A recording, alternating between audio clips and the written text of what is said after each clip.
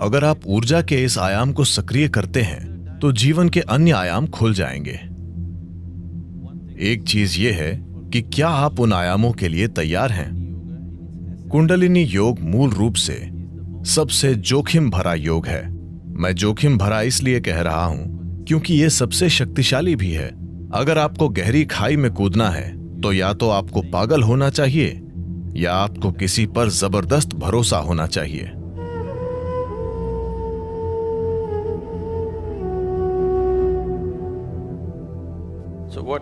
तो कुंडलिनी क्या है? अभी मैं बोल रहा हूं, यह कुंडलिनी है।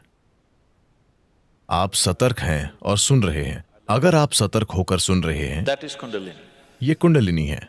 एक फूल खिल रहा है, वो कुंडलिनी है। एक कुत्ता भौंक रहा है, वो भी कुंडलिनी है। या दूसरे शब्दों में, अस्तित्व की मौलिक जीवन शक्ति को हम कुंडलिनी कहते हैं। अब सिस्टम के भीतर, मानव प्रणाली के भीतर, अगर आप इसे एक तरह के जीवन पैकेज के रूप में देखें तो यह जीवन का एक टुकड़ा है। जीवन का यह टुकड़ा एक खास तरीके से इस ऊर्जा की परतों के साथ पैक किया गया है।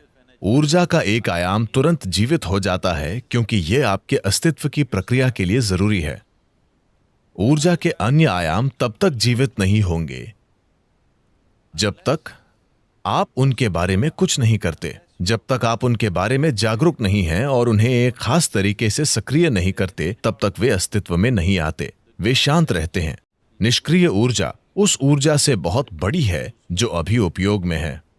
अपना जीवन चलाने के लिए, एक भौतिक जीवन को पूरी तरह से जीने के लिए, एक पूर्ण भौतिक और बौद्धिक जीवन जीने के लिए आपको चक्रों में से बस 21 चक्रों को सक्रिय करना जरूरी है। इन 114 में से अगर 21 सक्रिय हैं तो आप पूरा जीवन जिएंगे। आप किसी भी कमी को महसूस नहीं करेंगे। आप एक पूरा भौतिक जीवन जिएंगे। आपके जीवन में कोई समस्या नहीं होगी। आप सोचेंगे कि आप एक बड़ी सफलता हैं, लेकिन आप केवल 21 हैं, जो कि 21% से कम है 114 में से। 20% से कम। 20% से कम में भी आप बिना किसी कमी के पूर्ण जीवन महसूस करेंगे। जीवन का बाकी प्रतिशत वो किस बारे में है? अगर आपका इरादा सिर्फ अच्छे से जीने का है तो इसकी जरूरत ही नहीं है। अगर आप ऊर्जा के इस आयाम को सक्रिय करते हैं तो जीवन के अन्य आयाम खुल जाएंगे। एक बात यह है कि क्या आप उन आयामों के लिए तैयार हैं? सवाल यह नहीं है कि यह अच्छा है या बुरा। सवाल यह है कि क्या आप उसके लिए तैयार हैं?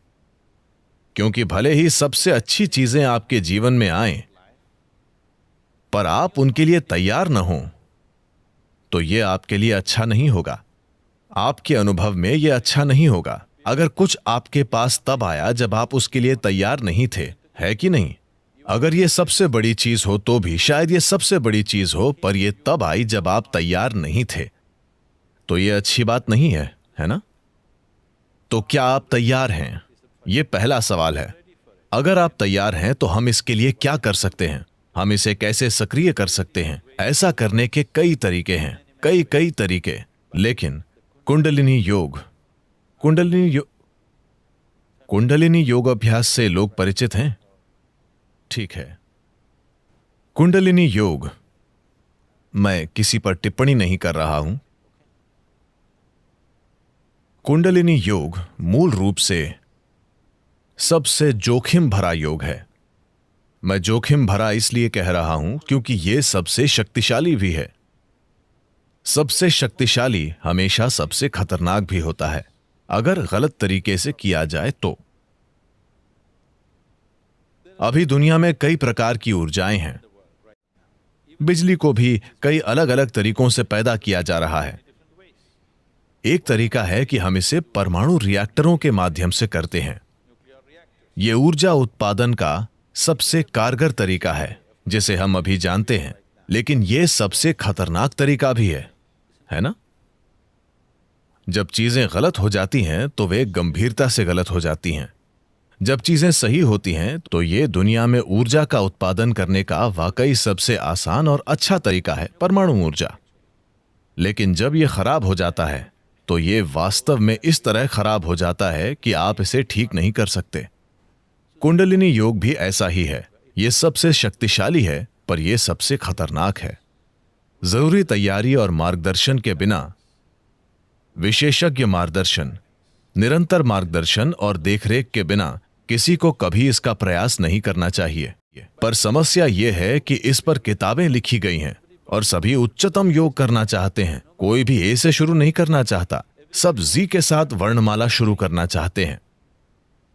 यह रवैया अपने आप में ही खतरनाक है। जो शक्ति जीवन में परिवर्तन ला सकती है वो जीवन का विनाश कर सकती है, सिर्फ इसलिए कि जरूरी प्रतिबद्धता, समर्पण, ध्यान और समझ के बिना इसे किया जा रहा है। कुंडलिनी ऊपर उठने से, अगर कुंडलिनी ऊपर उठती है तो आपके जीवन के आयाम इतनी तेजी से बदलेंगे कि आपको बाहर भी जल्दी बदलाव लाने के लिए तैयार होना चाहिए, वरना चीजें बड़े पैमाने पर बिखर जाएंगी। शास्त्रीय यौगिक परंपराओं में हम पारिवारिक स्थितियों में रहने वाले लोगों को एक प्रकार का योग सिखाते हैं। एक अन्य प्रकार का योग है जो हम तपस्वियों को सिखाते हैं। ईशा में हमारे पास दोनों रूप हैं। हमारे पास तप योग है और सामान्य योग भी है। हम आपको तपस्वी योग कभी नहीं सिखाएंगे।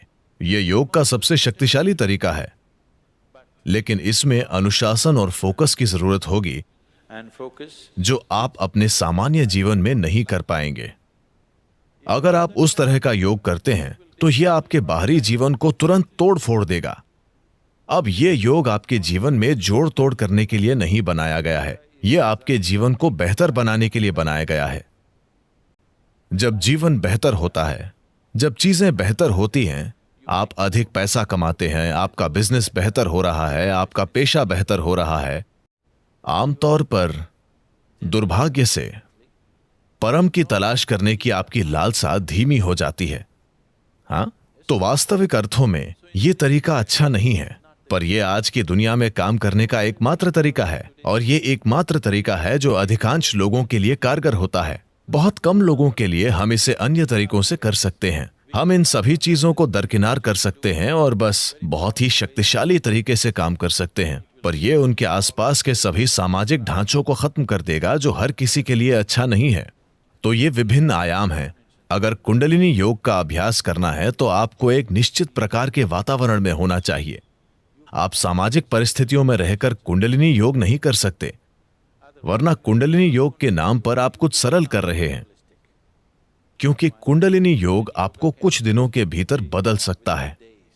अचानक अभ्यास के 2 दिनों बाद ही आप अपने ही घर में एक अजनबी की तरह महसूस करेंगे, क्योंकि यह आपके बारे में सब कुछ बदल देगा। क्या हम कुंडलिनी ऊंचा उठा सकते हैं? हां, हम कर सकते हैं। एक तरीका यह है कि मददगार माहौल बनाया जाए ताकि यह धीरे धीरे बढ़े। दूसरा तरीका इसे इस तरह भड़काना है कि यह जल्दी से बढ़ जाए। अगर यह जल्दी से बढ़ जाती है तो सब कुछ नाटकीय रूप से बदल जाता है। अगर यह धीरे धीरे बढ़ती है तो बदलाव धीरे धीरे होगा। आप समय के साथ बदलाव संभाल पाएंगे। लेकिन अगर यह बहुत जल्दी होता है तो आप बदलाव संभाल नहीं पाएंगे। ऐसा लगेगा जैसे चीजें बिखर रही हैं। तो ऐसा करने के अलग अलग तरीके हैं। कितने तरीके हैं? बहुत सारे तरीके हैं। मैं सभी तरीके नहीं बताऊंगा। ऐसा करने के कई तरीके हैं। मूल रूप से इसे करने के 112 तरीके हैं। 112 तरीके हैं जिनसे आप इसे अपना सकते हैं। आधार से इसके लिए आपको ढांचे को जानना होगा, वरना यह बहुत लंबा हो जाएगा। इन 114 चक्रों में से 7 ऐसे हैं जिन्हें हम 7 आयामों के रूप में पहचानते हैं। इनमें से 6 शरीर के भीतर हैं, एक भौतिक शरीर के बाहर है। इसलिए अगर आप इन 112 तरीकों को अपनाते हैं तो आप 6 चक्रों को संभाल लेंगे, 7वें को आप संभाल नहीं सकते। 112 तरीके हैं जिनसे आप एक चक्र को प्राप्त कर सकते हैं, जिसे हम आज्ञा कहते हैं। लेकिन आज्ञा से सहस्त्रार तक कोई रास्ता नहीं है। इसका कोई तरीका नहीं है। आपको बस एक खाई में कूदना है। अगर आपको खाई में कूदना है तो आपको पागल होना चाहिए या आपको किसी पर जबरदस्त भरोसा होना चाहिए। कोई व्यक्ति कूदो कहता है और आप कूद रहे हैं क्योंकि आपको किसी पर इतना गहरा भरोसा है, लेकिन जब वो जंप कहता है तो यह आपके लिए अच्छा ही होगा। आप बस एक बिना तल के गड्ढे में कूद जाते हैं। तो मूलाधार से आज्ञा तक की यात्रा, वहां पहुंचने के 112 रास्ते हैं, पर वहां से वहां तक कोई रास्ता नहीं है। यह सिर्फ एक छलांग है। वो विश्वास में, भक्ति में या पागलपन में हो सकता है। चुनना आपको है।